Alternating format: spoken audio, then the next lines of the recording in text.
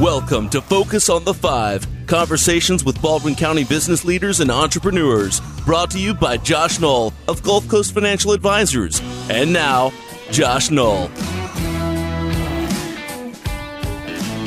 Hi, everyone. Welcome to Focus on the Five, conversations with Baldwin County, Alabama area entrepreneurs and business leaders. I'm your host, Josh Knoll of Gulf Coast Financial Advisors.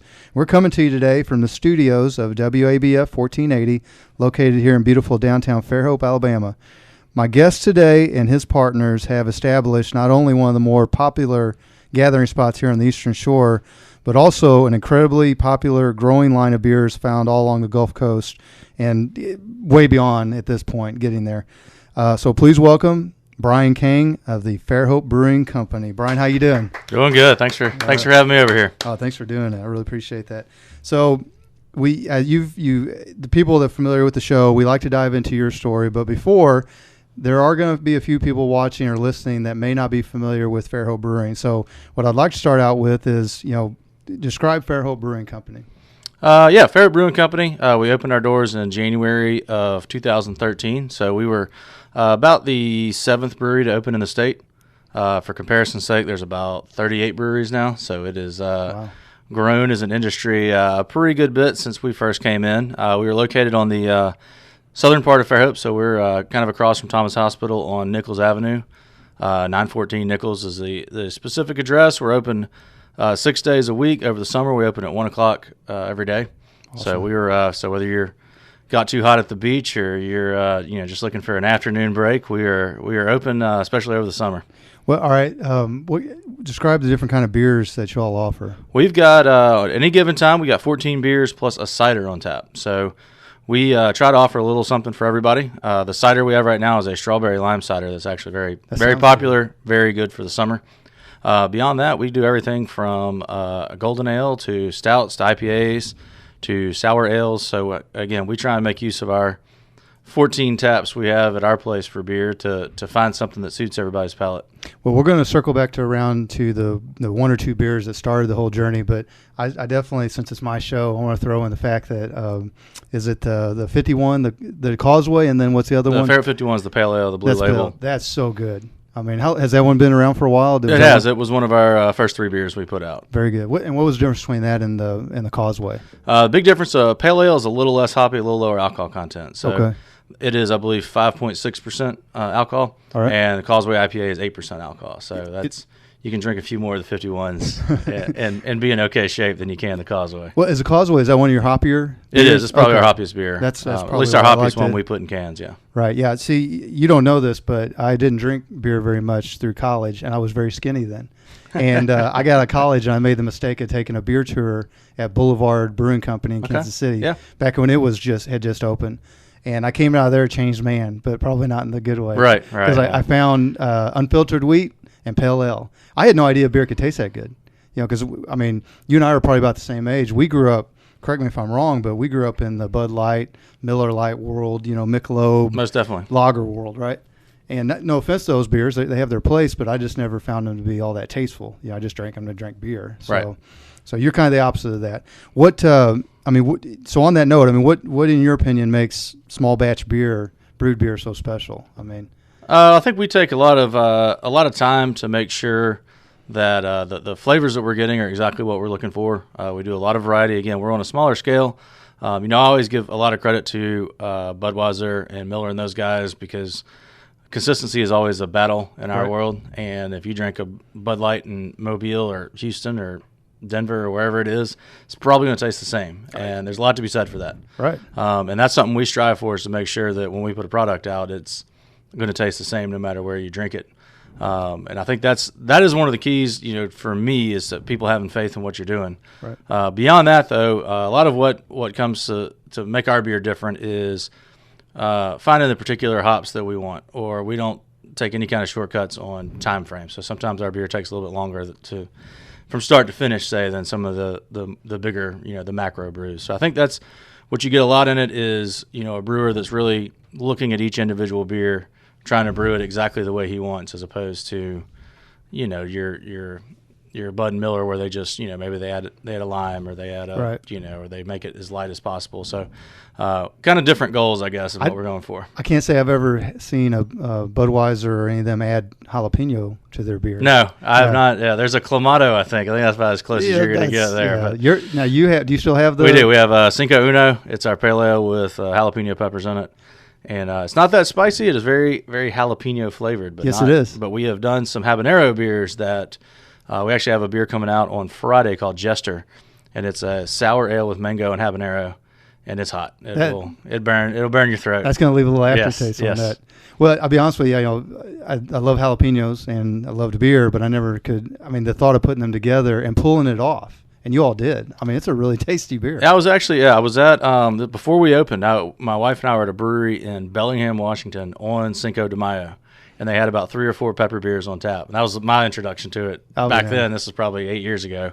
And we tried them and not thinking, when we open our brewery, we're going to do it. But upon, fast forward, we opened the brewery, and that stuck in our heads. Yeah, so little stuff kind of peppers along. We're like, at some point, when we get the opportunity, we're gonna try and make something like that. And well, probably one of the cool things about having a microbrew like that is you can experiment. I mean, you're kind of like a high-level chef in a kitchen. If you feel like doing something different with the ingredients, you can do this, right? Right, and and it's a fine line between experimenting and it turning out well, and being married to it and not admitting it didn't turn out well. Right. So sometimes, fortunately not very often, but on occasion you make a small batch beer and it's just, you thought it was going to be good and it just didn't work out right. That's right. And you can't sit there and force people to drink it and tell them it tastes good when it doesn't. You gotta go, all right, you know what? We messed this one up. Let's move on. In my line of work, I tell people a lot of times I'm more interested in getting it right than being right. The be right guy, he's going to eventually be wrong. I'd rather just get it right. So, all right, now obviously you got the brew house here in Fairhope, south of town, but where can people find the beer out and about? What kind of places are you found now? Yeah, we are right now we're distributed across the state of Alabama, and then coastal Mississippi, so Biloxi, Gulfport, Bay St. Louis, the Panhandle of Florida, up till just short of Tallahassee, about Apalachicola area. So. Obviously, the easiest place to find us is going to be in Baldwin County. That's where the majority of our liquid ends up in Baldwin County. But we do have good distribution in Birmingham. We're doing well there. We have a lot of success in Pensacola. We get a lot of folks come over this way from Pensacola. Right. And then actually the Mississippi market, we've done much better than we necessarily anticipated on the craft beer front over there. So it's been we have the Pelican for the logo, which I think goes really far along the coast because it is an eye catcher for anybody. If you're sitting out at the Blind Tiger and the Biloxi Gulfport area, and you will probably see some pelicans floating around out there or sitting on a piling. And so there's a good connection between what we're trying to do in this area and the graphics that we put out there. Oh, I think you did a great job with it. What is for the people that are, you got a guy right now brewing beer in his basement thinking this is easy.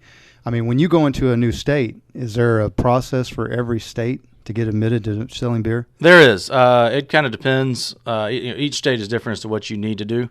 The one thing you have to do, though, is you have to have federal approval for everything. Okay. So before you can go, for each brand that you put out there. So every single brand has to have federal approval. Right. Oh so gosh. It's not the craziest process. You basically just fill out a form, attach whatever artwork goes with that beer, and send it in. And there are some tricks they need on certain font sizes have to be certain ways, and there's some things that seem silly, but as long as you do them right, it's not super challenging. This sounds like my world, doesn't it, Lori? This is exactly right. But then I'll get to give you an example. In Alabama, our label approval process can sometimes be a little slower, but it doesn't cost any money. Right. Florida, it costs, I think it's $30 per label you want to get registered, but you're good to go in 24 hours. Okay. Mississippi, we have to have an official alcohol report done on it. So we have to send the beer away to a lab, actually have the alcohol report come back so it meets their qualifications. So just quick little examples of different things in the states that we're in that everybody has. Alabama has its own quirky laws, but even you go to a state like Louisiana where you think anything flies, and they have their own set of odd beer laws that make you wonder. You know, my line of work, one of the hardest states it is to get licensed in my line of work, Texas. And you would think it would be the opposite of that, right? Yeah. And they're one of the ones that are the most onerous to get kind of through. So I got a question for you. The beer that someone is drinking in Mississippi, they buy it at the gas station or the grocery store. Is there any difference between that and the beer that someone's drinking on site at the brewery? There should not be any difference. I mean, they both, a lot of people think you're getting it from the source that tastes better. It's Maybe stronger. That's the case. I don't know if that's the case. People have it in their head, and I don't know if that's going with I don't know if that's accurate or not. You hear that about Guinness a lot, and that Probably might be the ambiance. That might be true because we're at a point when I can understand if we had 12 facilities, it might taste better at our place. But it's a freshness thing. If you're drinking a beer in Mississippi that was dated, May 1st, and you're drinking out of the keg at our tap room from May 1st, it should be pretty similar in taste. Right. Now you're drinking a can from 4 months ago and you're drinking a keg beer from 2 days ago. There's definitely going to be a difference. But that doesn't have anything to do with the packaging side or anything else. That just has to do with the freshness of the beer. But I think that it's just you walk into the brewery, it always smells like beer's being brewed, even when it's not. Oh, it smells great. So I think people just when you walk in, it's like walking to a coffee shop.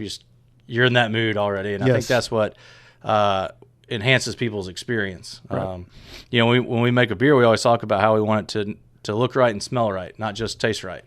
Because if you smell a beer and you expect something and you tasting it totally different, it doesn't taste good, and it's not because it's bad. It's just because you didn't get what you were expecting. Right. So again, I think that's part of the experience. When you're at the brewery, you're just in that mindset that you're excited to try these things out. Well, this is not even a question, and I don't know how you'd answer it, but I feel like you all have turned into like a checklist destination for the people that are coming down here. I mean, can you tell you got a lot of people from not this area? We actually recently did one of those maps in our hallway where you can put the little push pin in as to where you're from. We decided we would do that, and we've had it up for about 2 months, and we have every state except for North Dakota right now. That's incredible. So we have Hawaii and Alaska covered. So that was kind of neat to see. A lot of Midwest representation. We always joke that the folks out of the Midwest get on the interstate and they just drive till they reach the water. Well, that's how I ended up living here. Yeah, so we get your Michigan, Ohio folks. That's right. I'm sure if you go over to like the Daytona, not Daytona, the Destin area, you probably get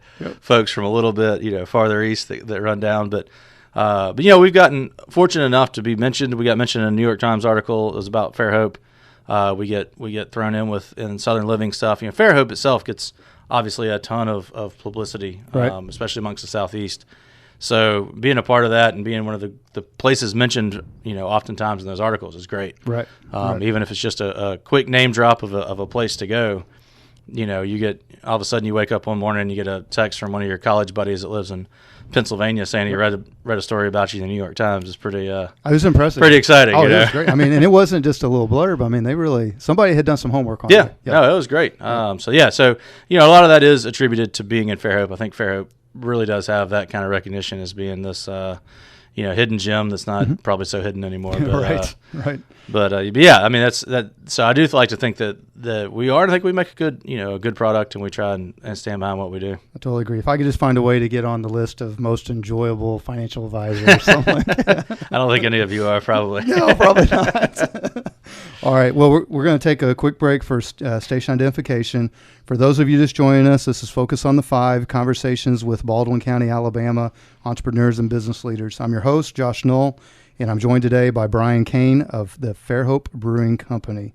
All right. I know there's probably not a normal path to open a brewery, but I would still guess that you don't have a lot of peers that come from your professional background. So who was Brian Kane before he helped open Fairhope Brewing Company? Yeah, so I was a professional girls basketball coach. Actually, I was a lawyer. I worked for the state of Alaska for 6 years. And actually, what you talked about the Bud Light, Miller Lite world, and I left down. I went to law school at Tuscaloosa, University of Alabama, and you went out to a bar, and there were 8 varieties of Bud Miller and Coors, and maybe a Sam Adams tap, maybe.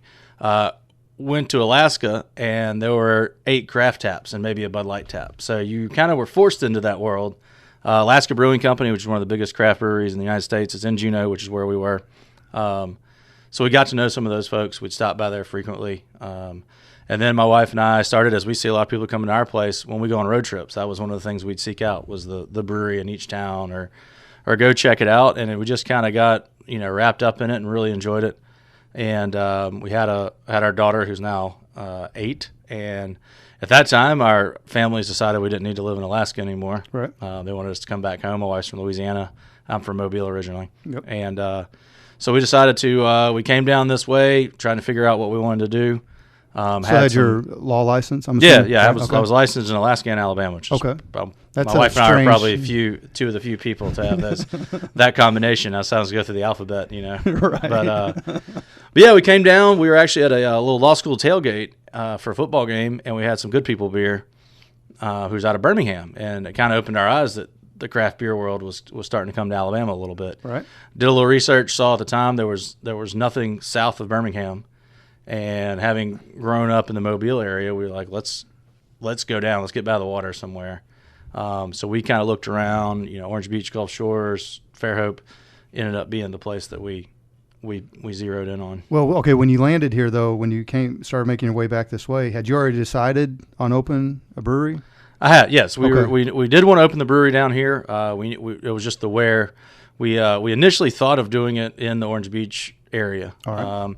The more research we did, the more we got a little nervous about the seasonality aspect of it, which is tricky because in actuality, as I look now, I mean, Gulf Shores and Orange Beach seem to be as crowded any day of the week, no matter what month you're in. Everything has changed. It used to be in October you could drive to the beach in like 40 minutes. Now it takes like an hour and 20 minutes, no matter what. But we did like the idea of, grew up in Mobile. I knew a lot of Fairhope and the lore that Fairhope had about it. Right. Came over here for things all the time, and just seemed like the right spot that had a good base of people, so year round would not be an issue. Right. But also a great influx over the summer as we get of either just day traffic or people who come here and stay at the Grand Hotel or just want to experience Fairhope. So had kind of the best of all those worlds for us. Also being a very art centered community. Right. What we're looking at doing, which was to make, artful beer, so to speak, we thought it'd be a good match. Well, and I've said this before on the show. I think that this area has a unique take on entrepreneurs. I think it's very supportive of people taking a chance. I agree. And I think that you definitely, you got on my radar very early, and it was always in a supportive way. Anytime I ever heard anything about you or the brewery, it was always people rooting for you. And that's not, I've lived places, that's not necessarily the case everywhere. No, it's tough. And even early on, it's one of the hardest things when you get into this and is the social media aspect of it, where, for your first months you get emails or you get posts on TripAdvisor about how your beer's terrible and how, you get trolls. You're never going to, exactly. These guys, I wish them the best, but they got a lot of work, and you sit there and you read every single one of them. And then at some point you reach a point where you're like, all right, you're in the minority. You're wrong, and we've got. Plus, they're people that don't even try to do it themselves. Exactly, and now there are some that you want to listen to because sometimes people are giving you some very good constructive criticism that can make you better at what you do, and it's it's a challenge to pick out the ones that you need to take to heart and the ones you need to pretend never happened. Right. And but like you said, though, by and large, the Fairhope community especially has been very supportive of us. We have not really had any issues from anybody, to tell you the truth. I mean, we had tons of people show up for our opening. We get tons of people that show up for our all our big events. I mean, on any given Thursday afternoon, we know 20 of the 30 people in there by first name. So it's turned out to be even better than what we had probably hoped for. Okay, so on that note, when did your wife support this idea in the beginning? It was actually her idea. Oh, okay. Oddly enough, she was going to. She's a lawyer as well. She's going to continue doing her lawyer work. What's her name? Shout out Michelle. Yes. Yep. So right. Michelle is somewhat of the brains behind it. She's as we were sitting around, she's like, we should do this, and I was like, that's a crazy idea, And then we started to look into it a little more carefully. And like, actually, this is possibly this might work. Yeah, this might happen, and. Found a guy that ended up being our brewer to start out. I got Jim Foley, who's my business partner in this. He's a law school buddy of mine. He was kind of at a crossroads of working for a judge, and his time was up on that. And let him try some of the beer. He came on board to do it. So one of the big advantages we've had is Jim's very much a numbers guy, his accounting background. I'm an English major, so I'm more of the opposite creative. I don't, like when we put together a business plan, I write 10 pages of narrative about how great we're going to be, and he writes 20 pages of spreadsheets about the numbers and backing it actually up. Right.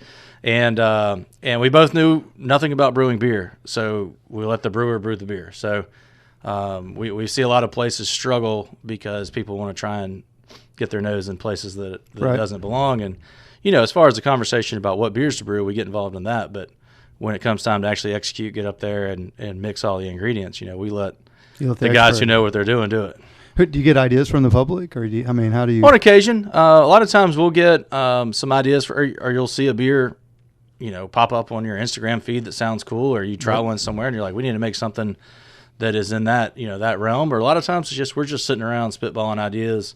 We sit down for a planning meeting every week, and sometimes those meetings are literally just what's on the schedule and what needs to be packaged, and sometimes they morph into this to lengthier conversations about what beer we should brew next, or when we need a next seasonal to come out, or at this point we've probably brewed upwards close to 100, 150 beers, something like that. Oh, I bet. So we also have a lot to choose from. So sometimes now it's just picking the right beer at the right time. Right. So, we give as much input as we can, but we also try to be as hands off and let those guys do their job. Well, let me make sure I understand this correctly. So you were an attorney, Michelle was an attorney, and Jim was an attorney. Correct. Are any of you all still practicing? Michelle is. Michelle works for Hargrove Engineering down in Mobile. She's their in-house counsel. So that is she's the only one, and actually Jim's wife is a lawyer as well. She works for Social Security in Mobile. So we both have very supportive wives, both mentally and financially. So well, y'all, I have no idea what your actual job was necessarily when you came down, but I'm assuming you walked away from some stability to open this brew house. Definitely. Did everything go as planned in the beginning? Was there any time you're like, what have I done? Well, I tell you, the trickiest thing was, especially the first 6 or 9 months. Jim and I pretty much dedicated our hours to that. So. We were the bartender, we were the keg cleaner, we were the keg filler. We were straightening the tap room, we were paying the taxes. We were the ones that were doing every single aspect. Michelle would come home from working at Hargrove and go and 10 bar from 7 to 10 just because we needed every hour put in. To now, you fast forward, we've got 9 full-time employees. We've got a summer guy with us. We have 3 reps that sell our beer. And I don't wash the kegs anymore, thank goodness. So, or the bathrooms. And all yeah, that, exactly. Right? So at first, it was just we were all in on it, and we were there. We put in a whole lot of hours, getting the ball rolling on it. Because we talk about entrepreneurship a lot on the show, and a lot of people think when they say they want to be an entrepreneur, what they want to do is invent something that makes millions of dollars, right. And they don't work Shark that Tank, hard. Shark Tank model. Everybody wants to do Shark Tank model. But no, we found the thing that even now is when you do own your own business, you're never off. Like, right. I might be sitting there at 9:30 at night, and an idea pops in my head, and I'll call Jim or shoot him an email and say, we got to remember to talk about this tomorrow. Or you get a call from an account that the keg came in wrong on a Saturday at 5:00. It's your kid. But that's it. It's never a scenario where either of us really is like, all right, we're on vacation now. Don't bother me. It's all you're always kind of thinking about it. That's right. We do go on vacations. It's just you check your phone. It's another every kid. So often just to make sure everything's going okay. And so having Jim and myself be pretty much equal running the show. It is a bit of it's a luxury in that respect that he can go off do something great for a week, go to Europe for a week or whatever, and he knows I got everything under control. Just like when I go for a family vacation or something, I'm not worried that the sky is falling down at Fairhope. So well, you guys got a machine system now, right? Yeah. Was there a point in time where you felt like you hit your stride, or did all this stuff just kind of we're always having some obstacles I think we have to overcome. Mm-hmm. I don't know if there was that point where we really feel like we were had reached perfection. Right. Exactly. We made it. There were some points where we're like, all right, we've paid all of our bills for like 9 straight months, and we have some money in the bank. I think we're in good shape. I think this is going to keep going. But we went to the bottles, and that went really well. We just started out in the cans, and that's going well. And it's in our world, you got to constantly be almost reinventing yourself in a way, keeping people interested. Because it's an industry where, on the one hand, you have your very loyal drinkers of, say, like Fairhope 51, as you mentioned, or Causeway IPA, or whatever it is. And then there's a large contingent of people that are always looking for what's the new thing out there, what's new, what's coming up. Right. And so we have to we can't get stale and just keep producing the same stuff. We got to keep coming up with, we make a lot of, if you've ever seen we do a lot of videos that we at least attempt to be humorous in all of our videos. Oh, your videos are great. And so we always try to do things to freshen up keep people remembering who we are, make it kind of personal to us, that, it's always our guys in the videos doing dumb things or whatever. Right. And, so we really try to open ourselves up to everybody as best we can. Oh, I think you do a great job with it. I mean, that's how you got on my radar in the beginning, was all the advertising and the marketing, stuff you were doing on your own, which makes it more personal anyway. Right.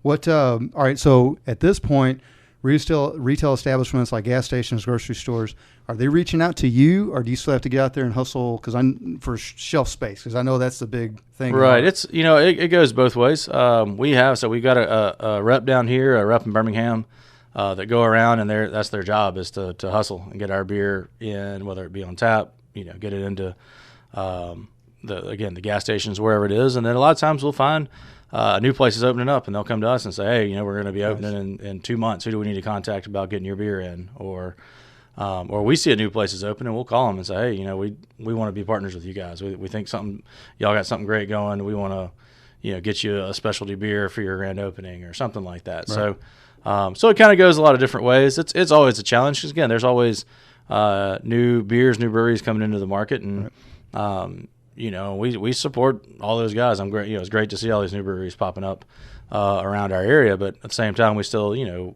want to make sure that our Causeway IPA tap at fill in the blank restaurant stays there. That's right. So we do put in a lot of work of keeping that consistency up and where we are in the market.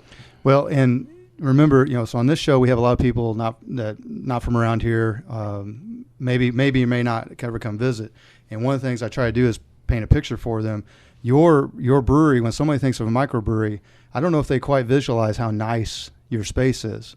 I mean, can they see that on Facebook and on the website and all that? Yeah, we have a bunch of pictures up. We have a photo gallery on our website with events and stuff. And if you go through and see, like, we have an about page, and it's got some pictures of our equipment. Explains a little bit about what it looks like. One of the nicest things that we ended up doing when we built the tap room was when you sit in it behind the bar or big glass windows where you can see all the tanks that we brew in on our smaller system.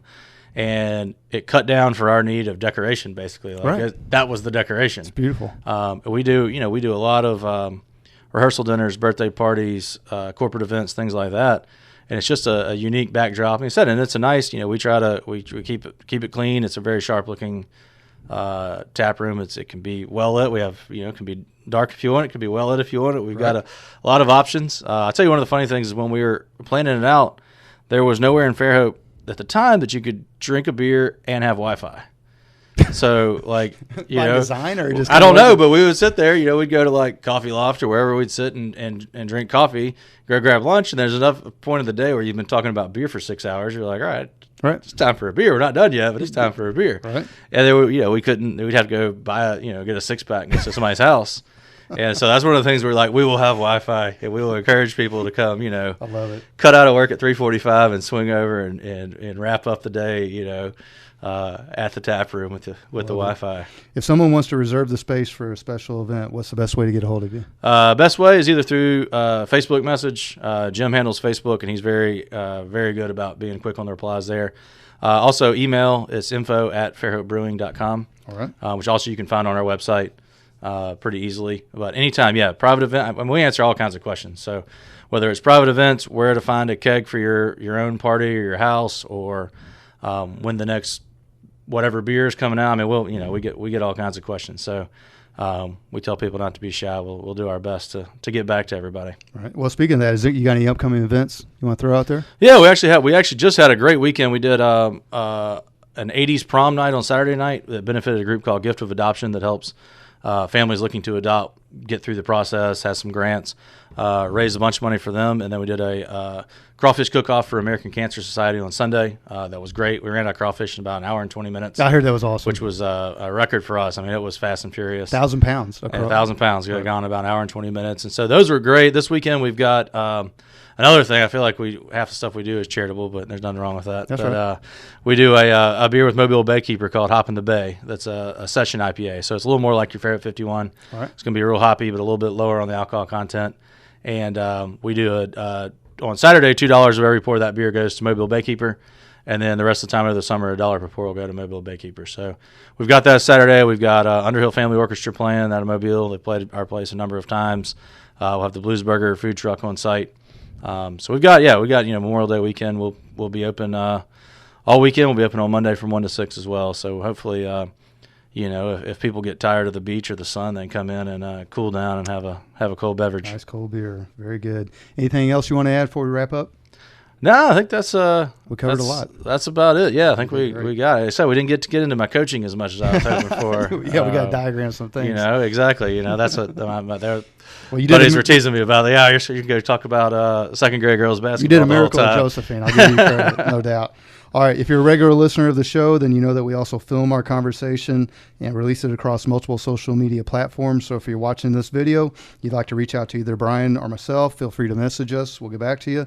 Lastly, if you're a Baldwin County area entrepreneur or business person and you'd like to have a conversation like this one, reach out to me. You'll find my contact info at the end of the show. In closing, I want to thank my guest, Brian Kane. Great job. Thank you. Thank you for having me on. The Fairhope Brewing Company for joining us today, as well as all of you out there listening. I am Josh Knoll of Gulf Coast Financial Advisors. This has been Focus on the 5. Thank you and have a great day. Great job, Brian. All right. Thank you. All right. Thank you for listening to Focus on the 5. If you are interested in learning more about Josh Knoll and Gulf Coast Financial Advisors, you can find us at gulfcoastfa.com, call 251-327-2124, email josh.knoll@gulfcoastfa.com, or message us on Facebook. Focus on the 5 is produced by Josh Knoll of Gulf Coast Financial Advisors. Advisory services offered through Investment Advisors, a division of Pro Equities, Inc., a registered investment advisor. Securities offered through Pro Equities, Inc., a registered broker-dealer and member of FINRA and SIPC. Gulf Coast Financial Advisors is independent of Pro Equities, Inc. Information presented is for educational purposes only and is not an offer or solicitation for the sale or purchase of any securities. Focus on the 5 offers commentary and generalized research, not personalized investment advice. Show content is for informational purposes only and does not constitute complete description of our investment services or performance. All investments involve risk and unless otherwise stated are not guaranteed. Be sure to consult a tax professional before implementing any investment strategy.